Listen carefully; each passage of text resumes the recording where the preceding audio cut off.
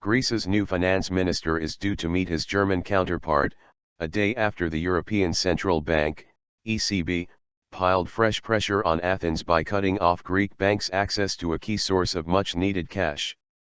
Yanis Varoufakis will hold his first talks on Thursday in Berlin with German Finance Minister Wolfgang Schaeuble, whose country is seen as the strongest opponent of any easing in the terms of the massive debts Greece has built up. The ECB's decision to no longer allow Greek banks to fund themselves through government debt, which has a junk rating, as collateral for loans will likely feature heavily in their talks. The ECB's move, which means the Greek central bank will have to provide its banks with billions of euros of additional funds in the coming weeks, was a response to what many see as the Greek government's abandoning of its austerity program, to which the government was committed. Far left-wing Syriza party, which promised to renegotiate Greece's debt with its creditors, came out victorious in the general elections on January 25.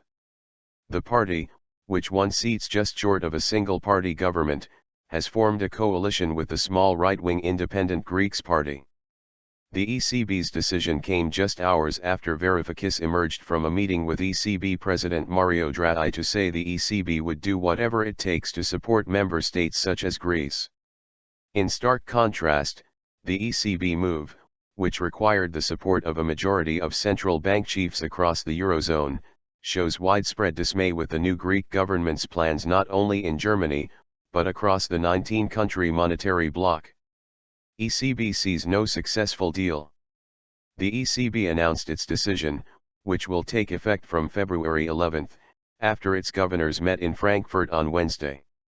The bank said that the move was taken since it could not assume a successful deal on Greece's $270 billion bailout.